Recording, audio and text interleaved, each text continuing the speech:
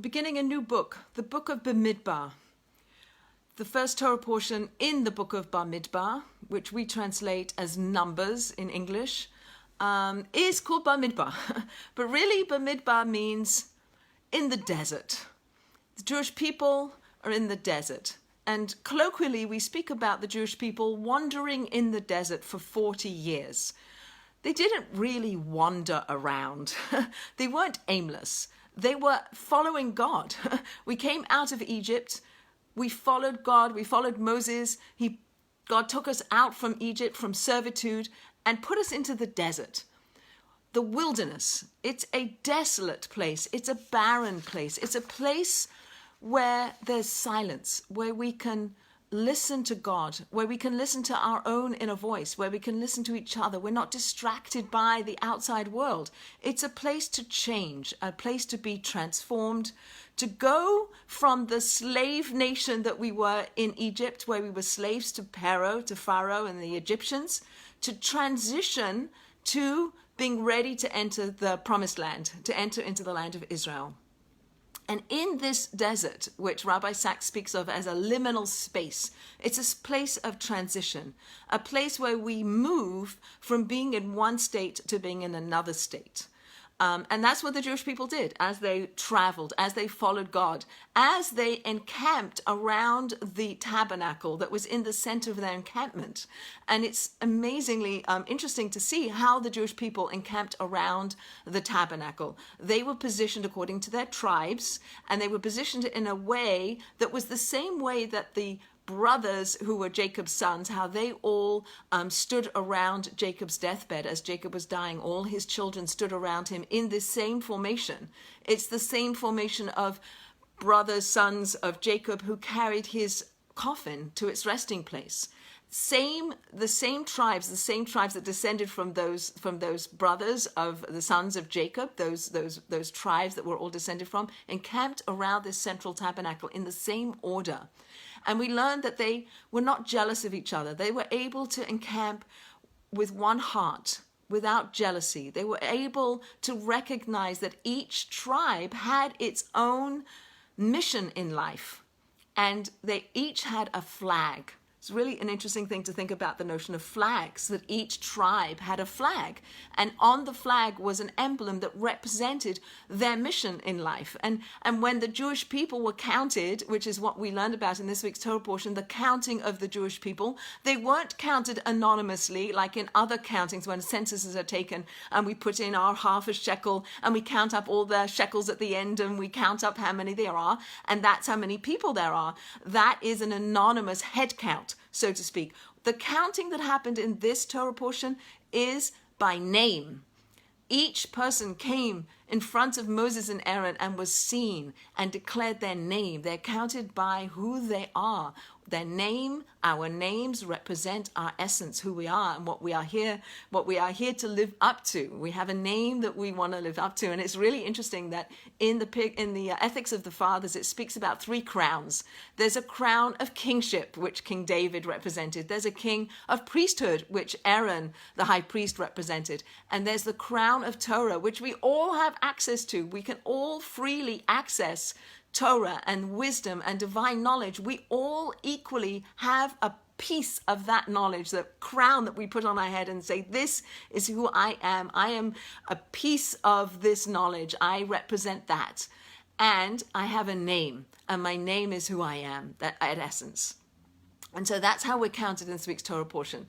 And I think there's a really lovely way to think about that, which is that the Jewish people are sometimes referred to as the sand on the seashore, right? That we're as numerous as the sand on the seashore. We are a little grain in the vastness. We're going to be a big people where we're like the sand, and each grain needs to be there to make up the whole, but we're not individual. And at the same time as we're sand on the seashore, we're also stars in the heavens, stars in the universe, stars in the sky, where each star shines independently. Each star is individual. Each star has its own light that it shines out into the darkness. And so the Jewish people, we are at the same time as we're part of a whole, and we belong to this whole, and we have a name and we have a purpose. We have a star-like quality to ourselves at the same time. So at the one time we're sand and we're part of the whole, and we are individuals, meaningful, purposeful mission that each one of us has, and each one has a light to shine out into the world. So as much as each tribe had a flag, each person was seen for their individual role. There was no jealousy. We encamped around the central tabernacle where the God's presence rested. And that's how we moved through the wilderness, through the desert.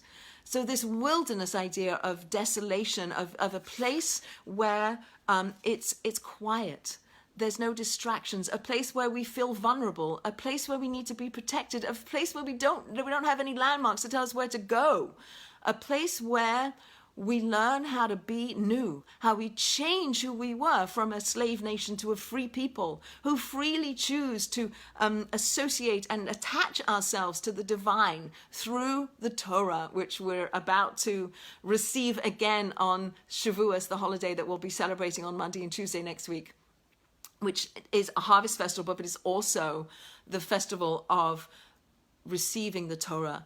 And how do we receive the Torah? How do we receive that divine knowledge? In the wilderness, a place of lack of ego, a place of modesty, a place of lack of self-promotion, a place of unity.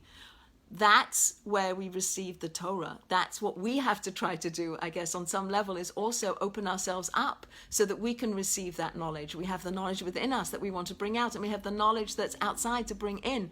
And the desert represents this space, is this space of quietude, this space of cleaving to it and attaching to it and letting it fill us up so that we become one with it. And that's the mission of the Jewish people. And as we sit here, as I sit here in America, knowing what's happening in Israel with the bombs landing and the fear that the Jewish people are experiencing in Israel, in the aftermath of what happened in Meron last week, these are episodes, I believe, or happenings that bring us together as a people. It doesn't matter if you are this kind of Jew or that kind of Jew, or you wear these clothings, or you practice in this way, or you don't practice in that way. We're one people. And when we look back at what we achieved when we were in the desert, we achieved a unity. We weren't the same. We were diverse. But yet we were unified. We each had our own encampment. We each had our own flag. We each had our own name. We each had our own individual light to shine out into the world. And I think if we take these messages into our lives today and say, how do I access the wilderness so that I can also bring myself along, I can also transition, I can also become better and become more and do more and shine more and be more attached to what I have the potential to become. And I think we all have that capacity. So where do we find the wildernesses in our life where we're distracted by the internet and by life and by our carryings on and our mundane living, which is a big distraction? But sometimes take that time, take the Sabbath, take an hour, take a few moments just to kind of sit still and let it all wash away and sit in a wilderness kind of an experience and say, in this wilderness experience, I'm going to transition from being enslaved, whatever it is enslaves me, to freedom, to attachment to something much bigger than myself, to something much holier than myself, much holier that I can attach to, and unify with that, unify with the divine, unify with each other, and raise the world up. That's our mission. That's our mission. And each one of us has a role to play that's different than the other. You know, if I put my glasses on, they're uniquely prescribed for my individual eyes, and somebody else can't wear my glasses because my glasses are suited for my eyes. So if I give my glasses to somebody else, they probably won't be able to see. Perhaps that's a metaphor for understanding that each one of us has our own mission, our own light to shine. It's represented by a name. It's represented by the flags we fly.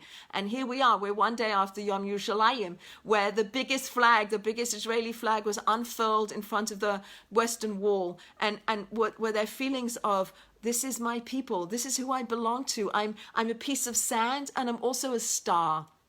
So as we move through the end of this period from Passover till Shavuos, where we're coming to receiving the Torah again, recognizing that the Torah was given in the wilderness, that the wilderness was a place where it was desolate and barren, it was silent, it was a place where we could hear God, it was a place where we could change and transform from a slave nation to a free people made up of unique individuals. So as much as we're like sand on the beach, we're also stars in the sky with our own light and our own capacity to shine.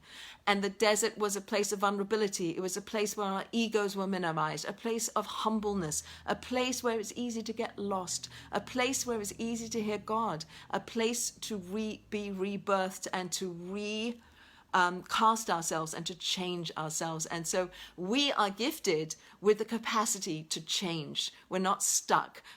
People we were a year ago is not who we are today. And please God, who will be next year. And that we can continue to work on ourselves. We continue to change. We continue to reflect and to understand, oh, I didn't really want to be that person. I don't really want to do those things. And I really like what I did that. And use all of these experiences to freely choose how we proceed into the future. And I bless our nation that we should be safe, that we should be that we should have peace, that we should reach that place that we talked about a few parshas ago, where there's peace, where there's no enemies, where everybody's and there's no war, where we recognize the oneness of God. And with more and more and more and more of this violence that's happening, anti-Semitism all over the world, and what's happening in Israel today, please God, we should get to a place of peace really soon.